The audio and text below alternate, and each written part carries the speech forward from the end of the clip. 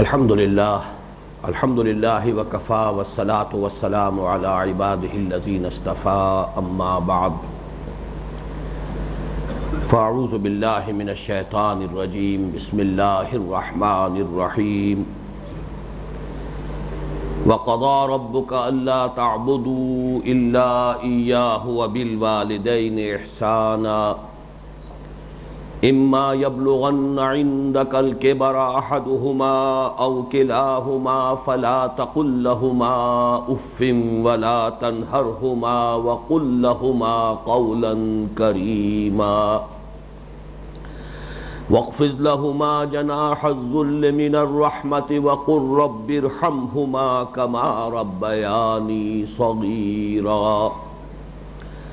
ربكم أعلم بما في نفوسكم إن تكونوا صالحين فإنه كان للأوابين غفورا وآت ذا القربى حقه والمسكين وابن السبيل ولا تبذر تبذيرا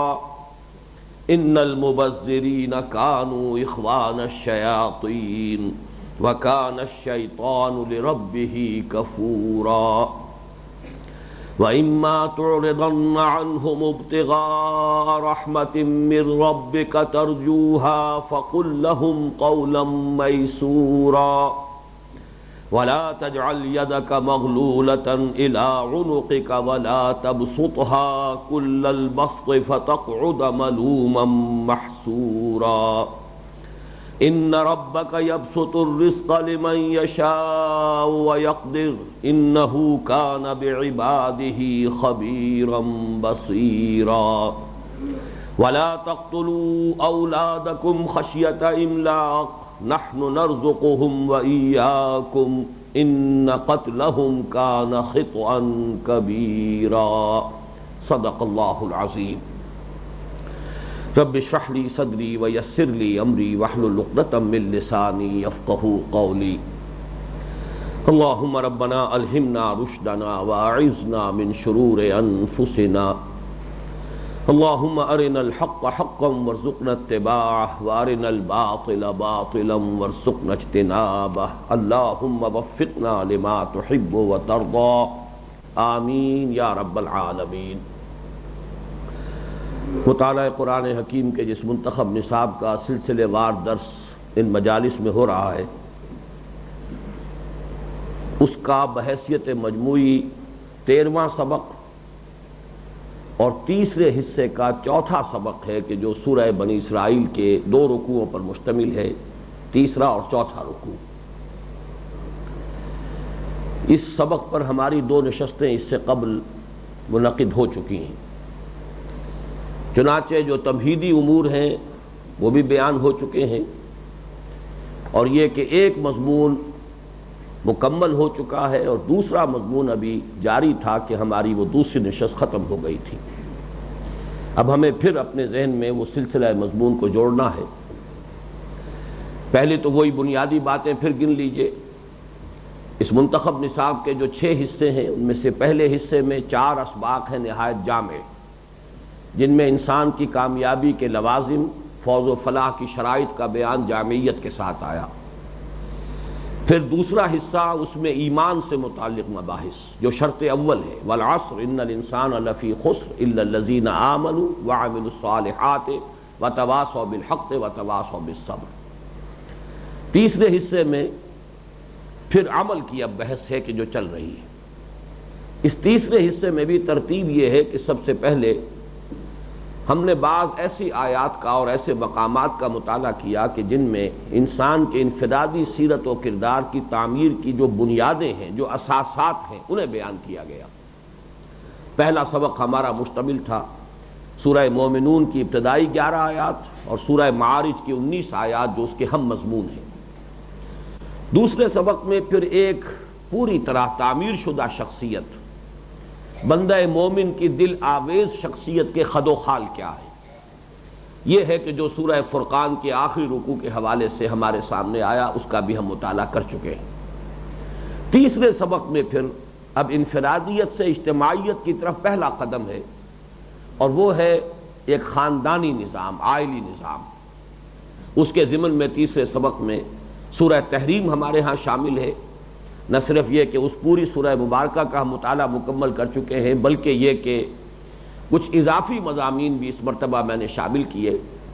کہ خاندان کے ادارے کے استحکام کے لیے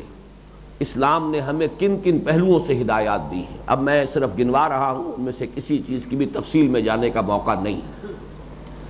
اب یہ گویا کہ عمل صالح کی تشریح میں اگلا مقام ہے کہ خاندانوں کے مجموعے کا نام معاشرہ ہے۔ اسلام کا معاشرتی نظام کیا ہے، اور اس کے ضمن میں خاص طور پر کیا وہ سوشل ویلیوز کا تصور کیا ہے، وہ اقدار کون سی ہیں جنہیں اسلام چاہتا ہے کہ پروموٹ کیا جائے، ان کو تقویت دی جائے، ان کی ترویج ہو، اور وہ تصور کیا ہے سوشل ایولز کا، سماجی برائیوں کا، جن کو ایریڈیکیٹ کرنا، جن کا استئصال کرنا اسلام کے پیش نظر ہے۔ یہ گویا کہ ڈوز اینڈ ڈونٹس ہیں، یہ کرو یہ نہ کرو، یہ اوامر یہ نواہی، جن سے کہ ایک نقشہ سامنے آ جاتا ہے کہ اسلام کا معاشرتی نظام کیا ہے۔ اس کے ضمن میں نے یہ عرض کیا تھا کہ سابق انبیاء کی تعلیمات میں بات صرف یہیں تک پہنچی ہے، اس لیے کہ انسانی تمدن کا ارتقاء ابھی اس سے آگے نہیں گیا تھا۔ باقاعدہ کسی ریاست کا تصور، ملت کا تصور، یہ تو در حقیقت قرآن حکیم میں سامنے آتا ہے پہلی مرتبہ، بلکہ جس کو ریاست کا تصور کہا جاتا ہے وہ وضاحت کے ساتھ قرآن میں بھی اس طور سے نہیں آیا ہے جس طور سے کہ آج ہم اسے سمجھتے ہیں۔ لیکن یہ کہ بنیادی ہدایات موجود ہیں، اسلامی ریاست کے لیے کیا بنیادیں ہیں۔ لیکن یہ ہمارا اگلا سبق ہوگا جو سورہ حجرات پر مشتمل ہے، مسلمانوں کی ملی زندگی، سیاسی زندگی، ریاستی زندگی کے لیے اصول کیا ہیں۔ لیکن یہ جو مرحلہ ہے یہ در حقیقت وہ ہے کہ سابقہ جتنی شریعتیں تھیں ان میں گویا کہ تکمیلی مرحلہ یہی ہے۔ یہی وجہ ہے کہ حضرت عبداللہ ابن عباس رضی اللہ تعالی عنہما کا یہ قول میں آپ کو سنا چکا ہوں کہ تورات کی تعلیمات، خاص طور پر احکام عشرہ، دی 10 کمانڈمنٹس، گویا کہ ان 2 رکوعوں کی 18 آیات میں قرآن حکیم نے تورات کی اس تعلیم کا خلاصہ دے دیا ہے۔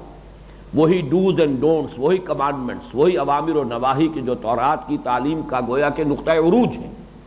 وہ قرآن حکیم میں سورہ بنی اسرائیل کی ان آیات میں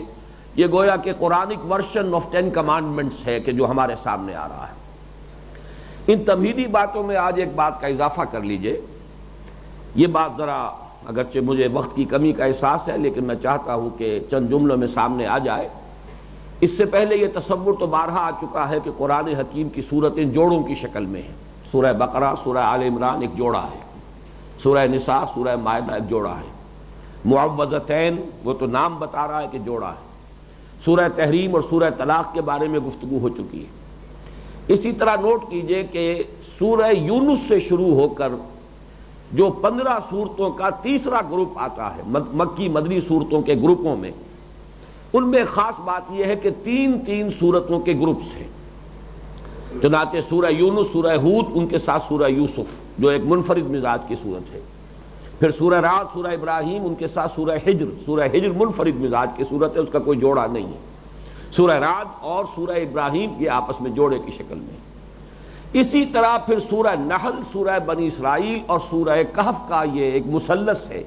3 صورتوں کا مجموعہ ہے۔ ان میں سورہ بنی اسرائیل اور سورہ کہف جو ہیں آپس میں جوڑے ہونے کی تمام جو صفات ہیں ان کے مابین موجود ہیں۔ سورہ نحل سے یہ دونوں منسلک ہیں، وہ تیسری صورت ہے اس گروپ کی۔ چنانچہ صرف میں نے یہ بات بتانے کے لیے یہ ساری تمہید آپ کے سامنے رکھی ہے کہ سورہ نحل کی آیت نمبر 90 ہے بڑی اہم۔ وہ اس اعتبار سے ہر شخص کو یاد ہوگی، ہر مسلمان کو یاد ہوگی کہ جمعے کے خطبے کا وہ جزو لازم ہے۔ خطبہ ثانیہ میں وہ لازماً وہ آیت آتی ہے، ان اللہ یامر بالعدل والاحسان وایتاء ذی القربى وینہی عن الفحشاء والمنکر والبغی یعظکم لعلکم تذکرون۔ دوسرا خطبہ جو ہے بالعموم اسی آیت پر ختم ہوتا ہے۔ تو اس ایک آیت میں 3 اوامر آئے ہیں، 3 نواہی آئے ہیں۔ ان اللہ یامرکم بالعدل والاحسان وایتاء ذی القربى، اللہ تمہیں حکم دیتا ہے عدل کا، انصاف کا، اور احسان کا۔ یہ انصاف سے بالا تر ایک شے ہے۔ انصاف تو یہ ہے کہ جو جس کا حق ہے وہ اس کو آپ ادا کر دیجئے، احسان اس کے اوپر ہے، اس سے مزید اگر آپ کچھ دیتے ہیں تو احسان کر رہے ہیں۔ اور تیسری چیز ایتاء ذی القربى، یہ 3 اوامر، اور وَيَنْهَى عَنِ الْفَحْشَاءِ وَالْمُنْكَرِ وَالْبَغْيِ، اور تین ہی چیزوں سے روکا گیا ہے۔ اللہ روکتا ہے تمہیں بے حیائی کے کاموں سے، برائی کے کاموں سے، اور بغاوت، ایک دوسرے پر تعدی اور ظلم اور زیادتی سے۔ در حقیقت یہ جو 18 آیات میں یہ جو 2 رکوع ہے سورہ بنی اسرائیل کے تیسرا اور چوتھا رکوع، اس کی کل آیات 18 ہے۔ ان 18 آیات میں حقیقت یہ ہے کہ ان 3 اوامر اور 3 نواہی کی شرح آئی ہے۔ اور اس کو ایک اور اعتبار سے نوٹ کر لیجئے کہ سورہ نحل کے اختتام پر وہ آیت آتی ہے کہ ادع الی سبیل ربک بالحکمت والموعظۃ الحسنۃ وجادلھم باللتی احسن، بلاؤ اپنے رب کے راستے کی طرف، لیکن یہ بلانا 3 طریقوں سے ہوگا، 3 اس کے لیولز ہیں۔ بالحکمہ، حکمت، دانائی، برہان کے ساتھ، اور ایسی باتوں کے ساتھ کہ جو عقل انسانی کے لیے قابل قبول ہو، انسانی انٹلیکٹ کو اپیل کر سکے۔ اور نمبر 2 ہے والموعظۃ الحسنہ، اچھی نصیحت، از دل خیزت بر دل ریزت، وہ بات جو دل سے نکلے دل میں اتر جائے، اس کے اندر کوئی فلسفہ ہو، کوئی اس کے اندر بڑی کوئی عقلی دلیل ہو نہ ہو، اس سے بحث نہیں ہے، نصیحت کی بات ہے، وعظ کی بات ہے۔ تیسرا پھر مجادلہ ہے، مناظرہ ہے، جھگڑنا بھی پڑتا ہے، مخاطب کو چپ بھی کرانا پڑتا ہے، یہ تیسرا مرحلہ ہے در حقیقت۔ ادع الی سبیل ربک بالحکمت والموعظۃ الحسنۃ وجادلھم باللتی احسن۔ یہ جو 2 صورتیں ہیں سورہ بنی اسرائیل، سورہ کہف، میرے نزدیک حکمت قرآنی کے سب سے بڑے خزانے ہیں۔ چنانچہ جو ہم دونوں رکوعوں کی آیات پچھلی مرتبہ پڑھ چکے ہیں اور اس میں ترجمہ بھی ہم کر چکے ہیں، تو وہ آیت نوٹ کیجئے کہ آخر میں جا کر آتا ہے ذالک مما اوحی الیک ربک من الحکمہ، یہ ہے حکمت کہ جو ہے محمد صلی اللہ علیہ وسلم آپ کے رب نے آپ کی طرف وحی کی ہے۔ تو معلوم ہوا کہ وہی بات ادع الی سبیل ربک بالحکمہ، یہ گویا کہ اس کے ساتھ ایک ربط قائم ہوتا ہے، ذالک مما اوحی الیک ربک من الحکمہ۔ تو تمہیدی جو معاملات ہیں ان میں اس کا اضافہ کر کے اب آگے چلیے۔ ہم جو بحث مکمل کر چکے ہیں پچھلی مرتبہ، وہ در حقیقت 3 آیات پر مشتمل، اور آج جو بات میں نے عرض کی ہے اس کے ساتھ اگر اس کا ربط قائم کریں گے تو وہ عدل کا تقاضا ہے۔ ان اللہ یامر بالعدل، اس عدل کے 2 تقاضے سامنے آئے، وَقَضَىٰ رَبُّكَ أَلَّا تَعْبُدُوا إِلَّا إِيَّاهُ، عدل کا، انصاف کا پہلا تقاضا، اہم ترین تقاضا، جس کا جو حق ہے اس کو دو، اور اللہ کا حق ہے کہ بندگی اس کے لیے خالص کر لو۔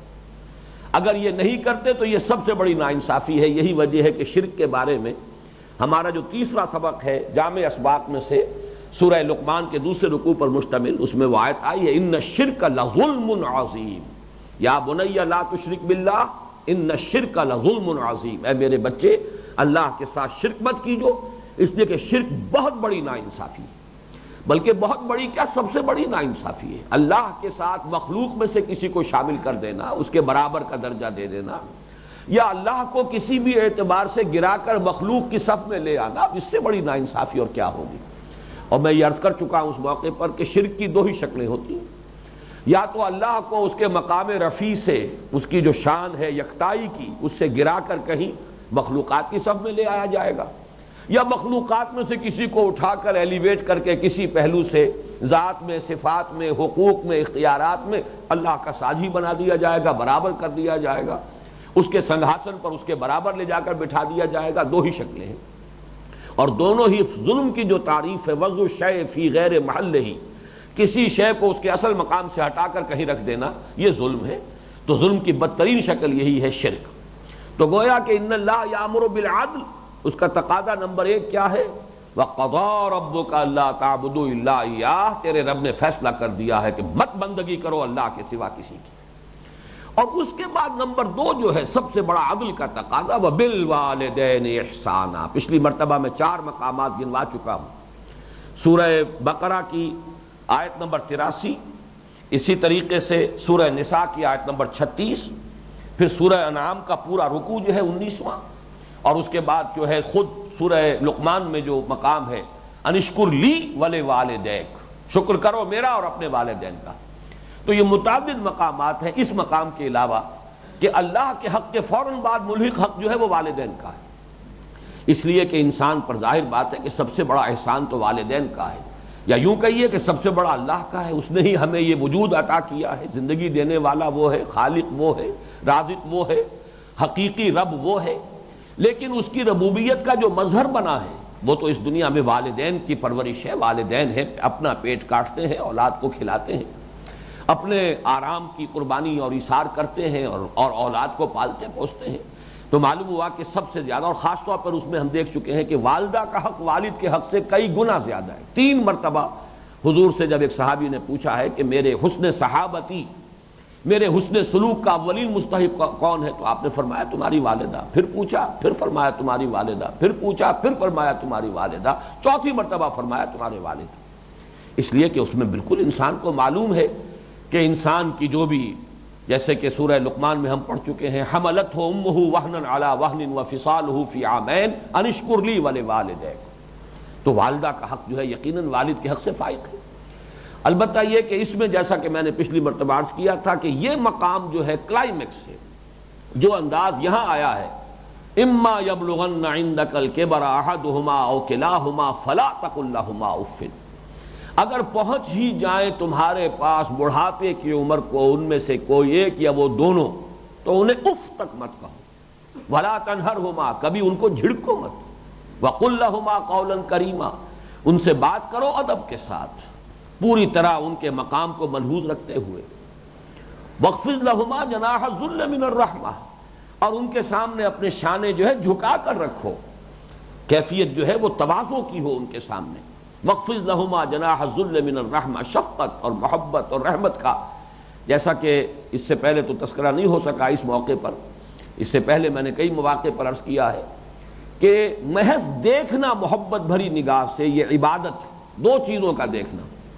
کوئی شخص اگر حرم کعبہ میں بیٹھ کر اور کعبے کو صرف دیکھتا رہے محبت اور عظمت کی نگاہ سے، تعظیم کی نگاہ سے، تو یہ بھی عبادت ہے، نہ وہ طواف کر رہا ہو، نہ وہ نوافل پڑھ رہا ہو، محض دیکھنا کعبے کا، یہ بھی موجب ثواب ہے، اور اس میں بھی انسان کے لیے گویا کہ عبادت کا پہلو۔ اور دوسرا والدین کو محبت بری نگاہ سے دیکھنا، واقعتاً اس کے اندر بھی وہی مقام اور مرتبہ ہے۔ تو فرمایا کہ وَاخْفِضْ لَهُمَا جَنَاحَ الذُّلِّ مِنَ الرَّحْمَةِ وَقُلْ رَبِّ ارْحَمْهُمَا كَمَا رَبَّيَانِي صَغِيرًا،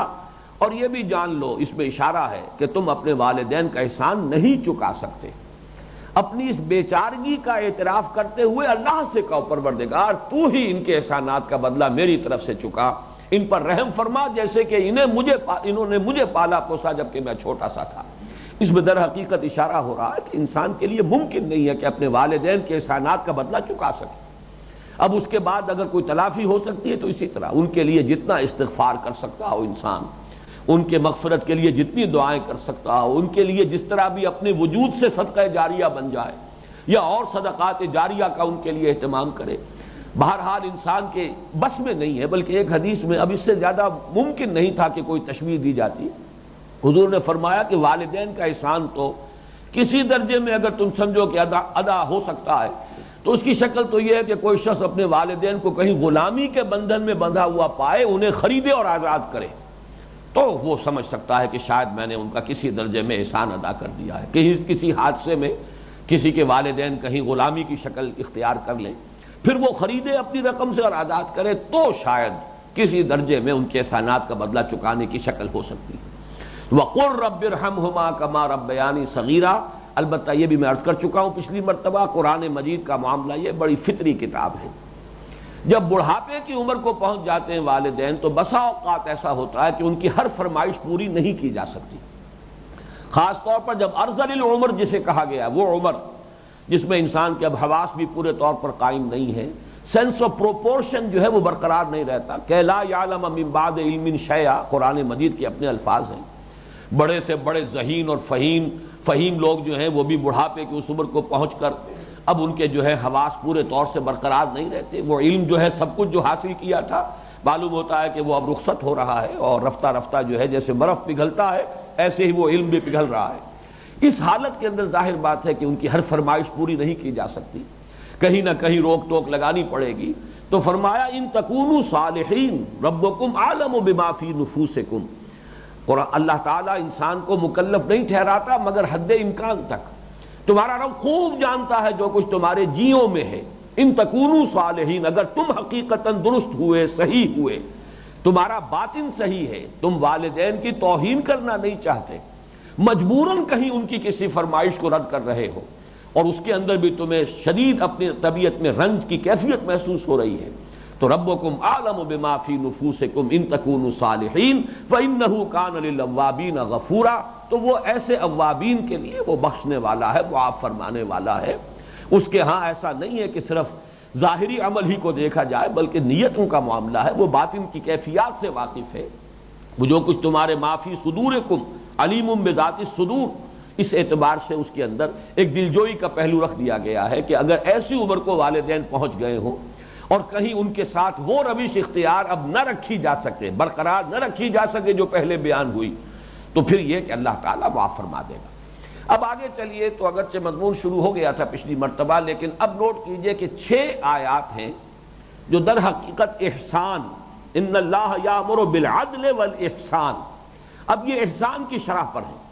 اور یہ بھی سمجھ لیجئے کہ در حقیقت ان کا مضمون ہے مالیاتی معاملات۔ 6 آیات ہیں جن میں سے ہم نے 2 آیات کا کچھ مطالعہ کر لیا تھا، وآت ذی القربى حقہ والمسکین وابن السبیل ولا تبذر تبذیرا، قرابت داروں کو ان کا حق ادا کرو، اور مساکین کو اور مسافر کو، اور اپنی دولت اپنے مال کو فضول خرچی میں مت اڑاؤ۔ اب یہاں جو حق کا لفظ آیا ہے، میں بیان کر چکا ہوں پچھلی نشست میں کہ در حقیقت قرآن مجید جو تصور دیتا ہے وہ یہ ہے کہ انسان کو یہ نہیں سمجھنا چاہیے کہ جو کچھ میں کما رہا ہوں میری کمائی ہے، میرا مال ہے۔ یہ قانون کا نقطہ نظر ہے، اوتیتہ علی علم عندی، اس کا دعویٰ یہ تھا یہ دولت میں نے کمائی ہے اپنے فہم سے، اپنے فراست سے، اپنی سمجھ سے، اپنی دانائی سے، اپنی منصوبہ بندی سے، یہ سب در حقیقت میری کمائی ہے، میرا مال ہے۔ یہ قانونیت ہے۔ اسلام جو تصور دیتا ہے وہ یہ ہے کہ جو کچھ تمہیں ملے، چاہے تم نے اس کے لیے کتنی ہی محنت کی ہے، ہل چلایا ہے، دکان پر بیٹھے ہو، کارخانے میں کھڑے ہو کر کرگھے کے اوپر یا کسی مشین کے اوپر 8 گھنٹے کام کیا ہے، لیکن جو ملے سمجھو یہ فضل ہے، یہ تمہاری اس محنت کا صلہ نہیں ہے، یہ فضل ہے۔ فضل کہتے ہیں اس شے کو ہے جو بلا استحقاق ملے۔ اسی لیے سورہ جمعہ میں فرمایا گیا فَإِذَا قُضِيَتِ الصَّلَاةُ فَانتَشِرُوا فِي الْأَرْضِ وَابْتَغُوا مِنْ فَضْلِ اللَّهِ، جب نماز ادا ہو چکے اب زمین میں منتشر ہو جاؤ، اللہ کا فضل تلاش کر سکتے ہو۔ یہ فضل ہے جو تم تلاش کر رہے ہو، یہ کسب نہیں ہے جو تم پیدا کر رہے ہو،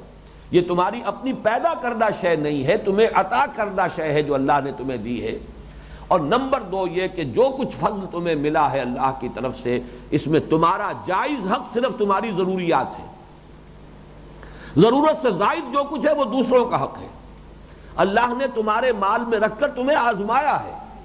کہ تم اس کو حق بحقدار رسید ان کے حوالے کر کے فارغ ہو جاتے ہو یا نہیں،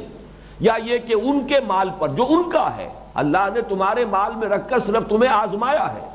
اس پر قبضہ غاصبانہ برقرار رکھ کر اگر تم اپنی بددیانتی اور خیانت ثابت کرو تو یہ تمہارا اختیار ہے تمہیں اس کا، لیکن حقیقت میں یہ تمہارا مال نہیں ہے بلکہ حق ہے دوسروں کا۔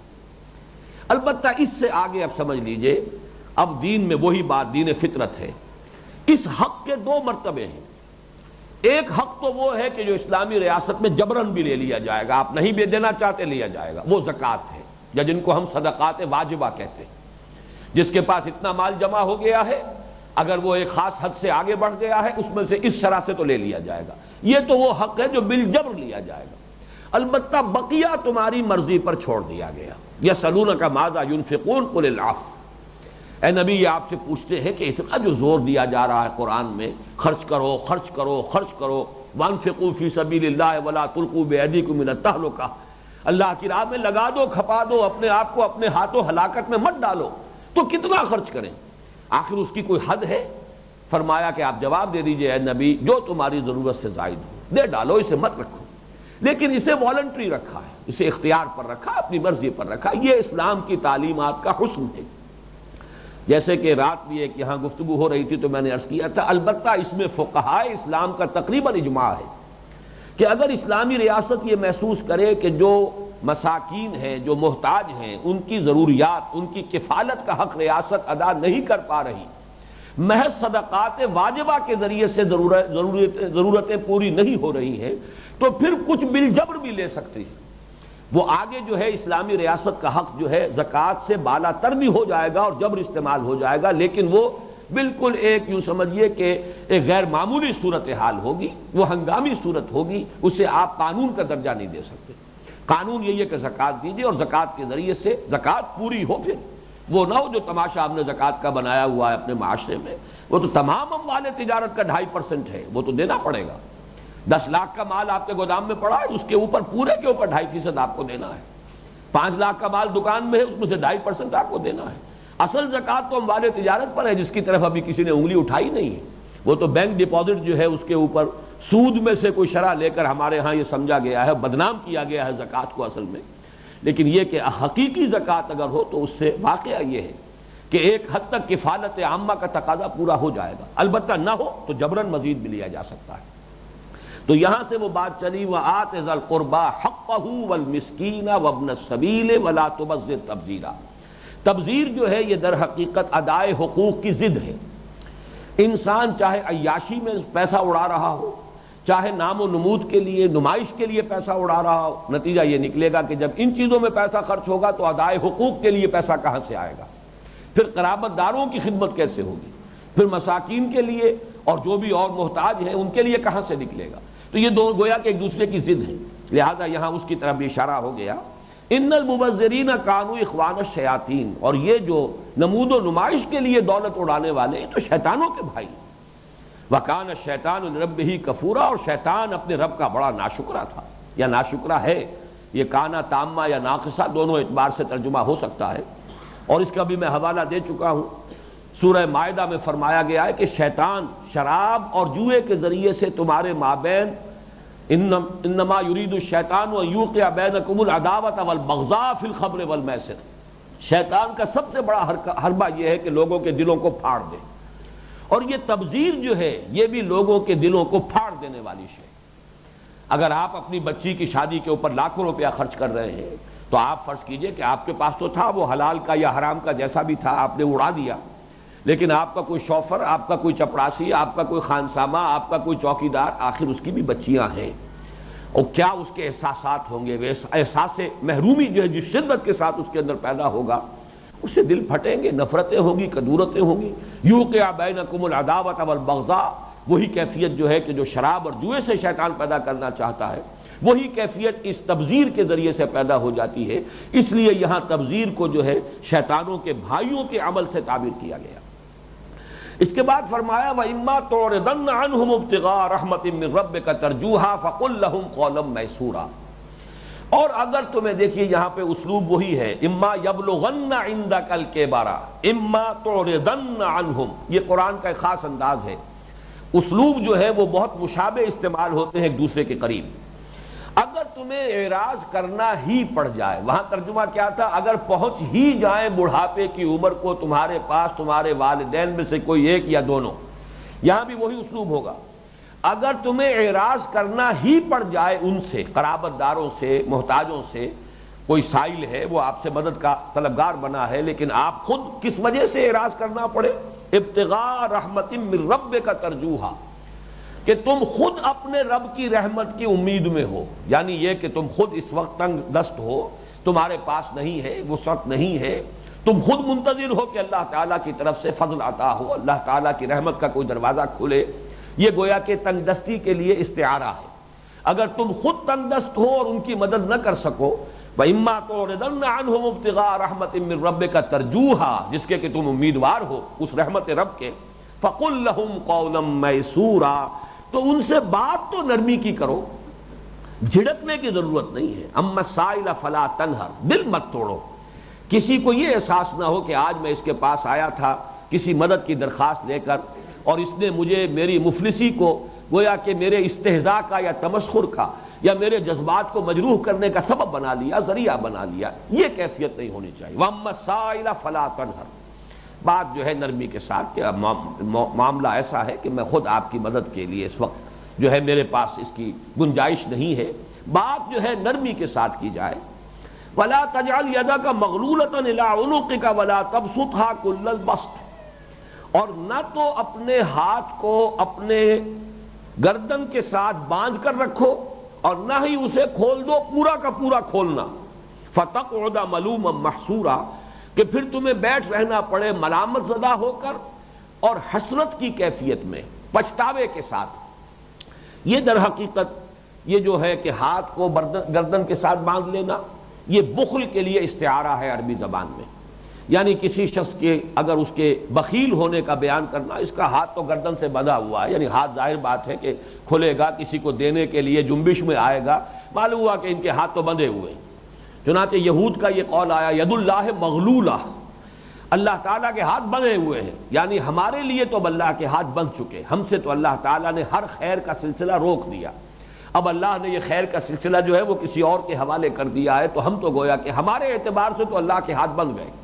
تو اس پر آیا غلت ایدیہم، ان کے ہاتھ جو ہے در حقیقت بندھے ہوئے ہیں، خیر سے یہ خود رک گئے ہیں۔ اللہ کے ہاتھ تو بل یداہ مبسوطتان، اس کے تو دونوں ہاتھ کھلے ہوئے ہیں اور وہ خیر جو ہے لوگوں کو عطا کر رہا ہے۔ یہاں وہی لفظ ہے کہ نہ تو اپنے ہاتھوں کو گردنوں سے باندھ لو کہ کبھی بھی کچھ دینے کے لیے یا خرچ کرنے کے لیے وہ حرکت میں نہ آئے، وَلَا تَبْسُطْهَا كُلَّ الْبَسْطِ، نہ ہی اسے کھول دو پورا کا پورا کھول دینا، یعنی یہ کہ فضول خرچی بھی نہ ہو۔ اس معاملے میں نوٹ کیجئے کہ در حقیقت اس کے دو پہلو ہیں، ایک تو یہ کہ خود اپنی ضروریات پر خرچ کرنے میں بھی ایک میانہ روی جو سورہ فرقان کے آخری رکوع میں آ چکا ہے، وَالَّذِينَ إِذَا أَنفَقُوا لَمْ يُسْرِفُوا وَلَمْ يَقْتُرُوا وَكَانَ بَيْنَ ذَلِكَ قَوَامًا، وہ لوگ کہ جو خرچ کرتے ہیں تو نہ تو بخل سے کام لیتے ہیں اور نہ ہی اسراف سے کام لیتے ہیں، بلکہ ایک معتدل روش، ایک درمیانی طرز عمل ان کا رہتا ہے۔ تو یہ انسان کو اپنے ذاتی معاملات میں بھی، اپنے رہن سہن میں بھی، اس میں بھی ایک اعتدال کی روش اختیار کرنی چاہیے، اگرچہ یہ خاصا مشکل کام ہے، اعتدال کا معین کرنا جو ہے اس کی کوئی ایک ہارڈ اینڈ فاسٹ اس کے لیے معیار نہیں بنائے جا سکتے، یہ تو پرسنل ججمنٹ کی چیزیں ہیں، لیکن یہ کہ اگر کوئی اصول سامنے رہے ایک ہدف کی حیثیت سے کہ اعتدال کی روش اختیار ہونی چاہیے، تو ہر انسان اپنی امکانی حد تک کوشش کرتا ہے کہ وہ اعتدال کے راستے پر چلے۔ تو اپنے ذاتی معاملات میں بھی نہ بخل ہو، جیسے کہ بعض احادیث میں آیا ہے کہ حضور نے فرمایا کہ اللہ تعالیٰ اگر کسی کو نعمتیں عطا کرتا ہے تو اللہ کو یہ پسند ہے کہ اس پر اس کی نعمت کا اظہار ہو، ظہور ہو، یہ نہیں کہ اگر اچھا پہن سکتا ہے تب بھی نہ پہنے، اچھا کھا سکتا ہے تب بھی نہ کھائے۔ یہ سورہ مائدہ میں بڑی وضاحت کے ساتھ مضمون آیا ہے، اگر یہ رہبانی تصورات کے تحت ہے تو بھی غلط ہے۔ قل من حرم زینت اللہ التی اخرج لعبادہ والطیبات من الرزق، اے نبی ان سے کہیے کس نے حرام کی ہے زینت جو اللہ نے اپنے بندوں کے لیے پیدا کی ہے، اس کو کس نے حرام ٹھہرایا ہے؟ اسی طریقے سے جو اچھا کھانا ہے، اچھا رزق ہے، پاکیزہ رزق ہے، کس نے حرام کر دیا ہے؟ قل ہی للذین آمنوا فی الحیات الدنیا خالصۃ یوم القیامہ، اللہ نے اہل ایمان کے لیے نعمتیں یہ بنائی ہیں۔ جائز راستے سے آپ کمائیں، جائز راستے سے جو بھی آپ اچھا کھا سکتے ہو کھائیے، اللہ کی نعمت ہے، اس کا پھر شکر ادا کیجیے۔ اچھا پہن سکتے ہو پہنیے، اور آپ پر اللہ کی اس نعمت کا اظہار ہوگا تبھی تو کسی کو جرأت ہوگی کہ کوئی آپ سے کوئی تنگ دست جو ہے وہ بھی سوال کر لے کہ اس کے اچھے حالات معلوم ہوتے ہیں، ورنہ اگر آپ ہی کو پھٹے حالوں دیکھے گا کوئی تو یہ بھی ایک شکل ہو سکتی ہے کہ انسان اپنے آپ کو بچانے کے لیے روش اختیار کر رہا ہو کہ خام خواہ کوئی جو ہے مجھ سے کسی امداد ہی کا خواستگار نہ ہو جائے۔ تو ان دونوں چیزوں کو سامنے رکھیے کہ اپنے رہن سہن میں بھی ایک معتدل روش۔ لیکن یہاں ایک اور نکتہ بھی ہے، غرباء کی امداد میں، خیر میں خرچ کرنے میں، انفاق فی سبیل اللہ میں بھی اعتدال کی ضرورت ہے۔ یہاں پہ چونکہ کوئی کوالیفیکیشن نہیں ہے کہ معین کرے ہم اس آیت کو کہ اس مفہوم کے لیے آئی ہے، تو جو الفاظ کا عموم ہے ان میں دونوں چیزیں شامل ہوں گی، ایک یہ کہ ذاتی اخراجات میں بھی اعتدال ہو، نہ بخل ہو اور نہ ہی فضول خرچی ہو۔ اسی طرح نیکی کے لیے صدقہ، خیرات، انفاق فی سبیل اللہ، دین کے لیے، اس میں بھی اعتدال کی ضرورت ہے۔ اس میں بھی ایسا نہ ہو جیسے کہ جذبات ہوتے ہیں انسان کے، یہ بڑی تفصیل سے ہم بحث کر چکے ہیں اپنے دوسرے درس میں، نیکی کا تصور، کہ نیکی کا ایک رہبانی تصور ہے، اس رہبانی تصور کی اسلام میں نفی کی گئی۔ کسی وقت انسان کا جذبہ جو ہے نیکی کا اتنا بھڑک اٹھتا ہے کہ وہ سب کچھ کہتا ہے اللہ کی راہ میں دے دوں، لیکن اس جذبے کو بھی معتدل رکھنے کی ضرورت ہے، اس لیے کہ ہو سکتا ہے کہ اس وقت تو جذبات آپ کے جوش میں آئے ہوئے ہیں اور کچھ عرصے کے بعد آپ خود پچھتائیں کہ یہ میں کیا کر بیٹھا ہوں۔ اس کے لیے ضرورت ہے کہ ایک معتدل روش رہے، آدمی اپنے معاملے کو بھی دیکھے، اپنے اہل و عیال کی ضرورتوں کو بھی دیکھے۔ چنانچہ اس کے متعدد واقعات ملتے ہیں سیرت میں کہ بعض صحابہ نے یہ عرض کیا حضور سے کہ میں اپنا سب کچھ اللہ کی راہ میں دینا چاہتا ہوں۔ آپ نے روک دیا کہ نہیں، یہ اچھا نہیں ہے کہ تم اپنی اولاد کو بالکل مفلس کر کے چھوڑ جاؤ، یہ اللہ تعالیٰ کو پسند نہیں ہے۔ پھر انہوں نے کہا اچھا میں آدھا دیتا ہوں، نہیں آدھا بھی نہیں، بہت زیادہ ہے، پھر انہوں نے عرض کیا میں تہائی، ہاں تہائی قبول ہے، والثلث کثیر، اور ثلث بھی بہت ہوتا ہے، تہائی بھی کم نہیں ہے۔ اور اسی کو نوٹ کیجئے کہ حکمت یہی ہے کہ اپنے وراثت میں بھی انسان زیادہ سے زیادہ 1/3 کی وصیت کر سکتا ہے، باقی 2/3 اس کے ورثاء کا حق ہے، وہ تو وارثوں کا حق ہے جو اللہ نے مقرر کر دیا، بیٹے ہیں، بیٹیاں ہیں، بیوی ہے یا بیوی کا شوہر جو ہے وارث ہے، والدین ہیں، یہ ان کا حصہ ہے، قانون وراثت آ گیا ہے۔ آپ جو حاتم طائی کی قبر پر لات مار رہے ہیں، مرتے ہوئے سب کچھ اللہ کی راہ میں دے کر جا رہے ہیں، تو در حقیقت یہ آپ کا ہے ہی نہیں، یہ تو آپ کے وارثوں کا تھا۔ آپ نے اگر دیا ہوتا تو اپنی زندگی میں دیتے۔ اپنی وصیت میں لکھنے کا مطلب یہ ہے کہ زندگی میں تو قبضہ جمائے رکھا آپ نے، اور اب جو دے رہے ہیں در حقیقت وہ اپنا مال نہیں دے رہے، وہ وارثوں کا مال دے رہے ہیں۔ لہذا جو وصیت ہے اس کے اندر حد بندی کر دی گئی ہے، 1/3 سے زیادہ کی وصیت ہوگی بھی تو وہ ایگزیکیوٹ ہوگی صرف 1/3 میں، نافذ ہوگی 1/3 میں، اس سے زائد میں نہیں، اس لیے کہ یہ وارثوں کا حق ہے۔ تو اس معاملے میں بھی بڑی اعتدال کی ضرورت ہے کہ انسان، چنانچہ میں آپ کو بتا دینا چاہتا ہوں کہ صرف ایک مرتبہ یا زیادہ سے زیادہ آپ کہیں گے تو 2 مرتبہ پوری حضور کی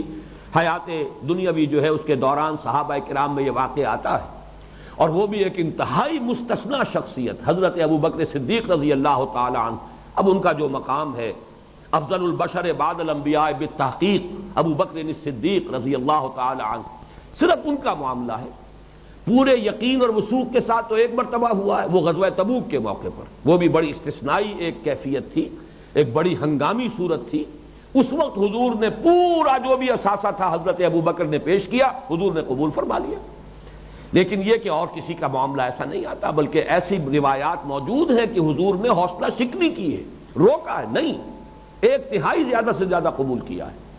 اسی طریقے سے حضرت ابوبکر ہی کا ایک واقعہ اور آتا ہے، یہ تو مدنی دور کا ہے، مکی دور میں بھی ایسا ہوا ہے کہ جو بھی کچھ آپ کے پاس تھا پھر آپ لے کر روانہ ہو گئے حضور کے ساتھ ہجرت کے موقع پر،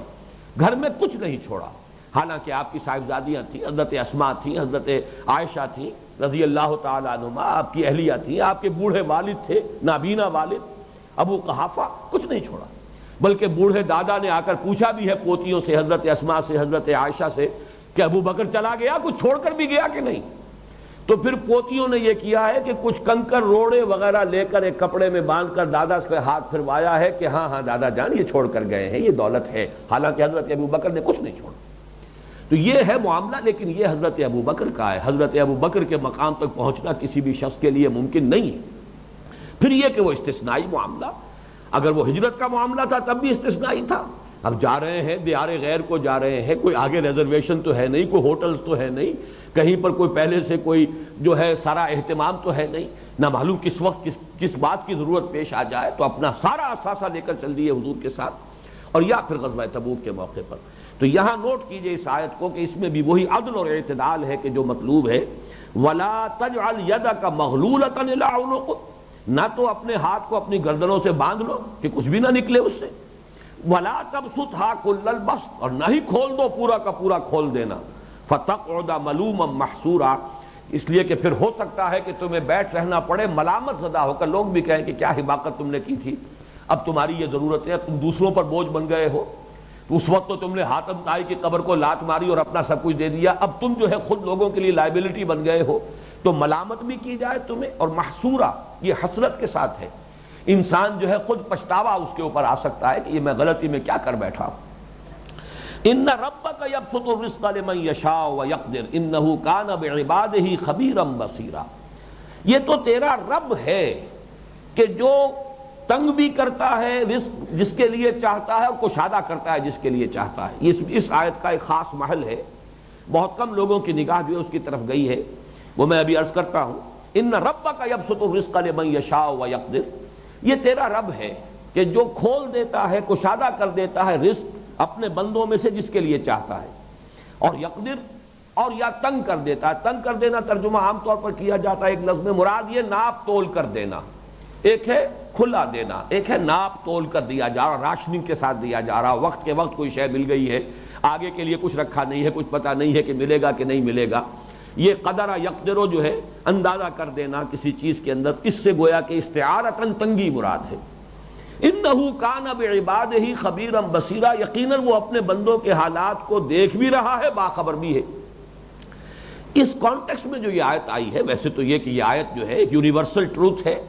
ایک ایسی حقیقت کبریٰ ہے اللہ تعالیٰ، اور بہت مرتبہ قرآن مجید میں یہ مضمون آیا ہے، رزق کے خزانے تو اسی کے ہاتھ میں ہیں، وہی جس کو چاہے کھلا دے دے، جس کو چاہے تنگ کر دے۔ تو یہ مضمون تو بے شمار مرتبہ ہے، یہاں اس کانٹیکسٹ میں جو آیا اس کا مطلب کیا ہے؟ میرا ذہن جدھر گیا وہ میں آپ کے سامنے رکھ رہا ہوں، وہ یہ ہے کہ بسا اوقات ایک انسان اپنے کسی بھائی کی، اپنے عزیز کی مدد کرنا چاہتا ہے کہ اس کے حالات درست ہو جائیں۔ فرض کیجئے کہ اس کے کوئی دکان بھی کروا دی ہے، کچھ دنوں کے بعد معلوم ہوا کہ وہ سارا ہی معاملہ اس نے، وہ جو بھی کچھ دیا تھا، دکان پہ بٹھایا تھا، جو اس میں راس المال لگایا تھا، وہ بھی اس نے ضائع کر دیا، پھر وہی کا وہی کھڑا ہے جہاں پہلے تھا۔ پھر کوئی مدد کی اس کی، کسی طریقے سے پھر سہارا دیا، کسی اور راستے سے کوشش کی کہ یہ کس طرح اپنا خود کو فیل ہو جائے، بعد میں معلوم ہوا کہ پھر وہ تو وہی کا وہی کھڑا ہوا ہے۔ معلوم ہوتا ہے تمہارے اختیار میں نہیں ہے کہ کسی کی حالت کو بدل سکو، تمہارا کام یہ کہ اپنا فرض ادا کرو، جو ذمہ داری تمہاری ہے، جس کے لیے تم مسئول ہو۔ باقی کس کے لیے رزق کی کشادگی اور کس کے لیے رزق کی تنگی، یہ فیصلہ اللہ کا ہے، وہ خود کرتا ہے۔ اور بسا اوقات رزق کی تنگی کسی انسان کے لیے بہتر ہو جاتی ہے، یہ تو اللہ جانتا ہے نا، انہ کان بعبادہ خبیرا بصیرا۔ اللہ جانتا ہے کہ ذرا اس کو سہولت حاصل ہو جائے تو شاید یہ کسی غلط راستے پر پڑ جائے، اس کا کوئی رجحان ہی اور ہو جائے، اس کے لیے تنگی ہی بہتر ہے۔ وہ جس کو کہتے ہیں کہ عصمت بی بی تس بے چادری، بسا اوقات ایسا بھی ہوتا ہے کہ بے چادری جو ہے وہ بھی در حقیقت عصمت کا ذریعہ بن جاتی ہے، حفاظت کا ذریعہ بن جاتی ہے۔ مفلسی انسان کے لیے ایک حفاظت کا ذریعہ بن سکتی ہے کہ وہ عللوں تللوں میں، عیاشیوں میں، بدماشیوں میں نہ پڑے۔ یہ اللہ تعالیٰ کی طرف سے فیصلہ ہے بندوں کے حق میں، تم اپنا فرض ادا کرو۔ اصل ذمہ داری تمہارے پاس اگر ہے ضرورت سے زائد، تم اپنے کسی بھائی کی مدد کر سکتے ہو، کرو، لیکن تم اپنے کسی بھائی کی حالت بدلنے پر قادر نہیں ہو۔ جیسے کہ حضور سے فرمایا گیا کہ انک لا تہدی من احببت ولکن اللہ یہدی من یشاء، اے نبی آپ کو اس کا اختیار حاصل نہیں ہے کہ جس کو چاہیں آپ ہدایت دے دیں، یہ تو اللہ ہی ہدایت دیتا ہے جس کو چاہتا ہے۔ اسی طرح کسی انسان کی معاشی حالت کو سدھار دینا اللہ کے اختیار میں، تمہارے ہاتھ میں نہیں۔ تم یہ نہ سمجھو کہ تمہارے اوپر اس کی ذمہ داری ہے، بلکہ یہ کہ جو تمہارے لیے ممکن ہے، اور وہ بھی توازن کے ساتھ، اعتدال کے ساتھ، اپنے وارثوں کے حق تلفی نہ کرتے ہوئے، جو بھی بھلائی کر سکتے ہو کر گزرو۔ باقی یہ کہ ہر شخص کا معاملہ جو ہے وہ تو در حقیقت اللہ تعالیٰ کے ہاتھ میں ہے، اللہ بہتر جانتا ہے کس کے لیے کیا شے بہتر ہے۔ ان ربک یبسط الرزق لمن یشاء ویقدر انہ کان بعبادہ خبیرا بصیرا۔ اب ایک آیت اور اگرچہ ہے تو اگلے رکوع میں شامل، لیکن چونکہ وہ اس مضمون سے متعلق ہے اسے نوٹ کر لیجئے، یہ بھی چونکہ مالیاتی معاملات ہیں۔ وَلَا تَقْتُلُوا أَوْلَادَكُمْ خَشْيَةَ إِمْلَاقٍ، مت قتل کرو اپنی اولاد کو مفلسی کے خوف سے۔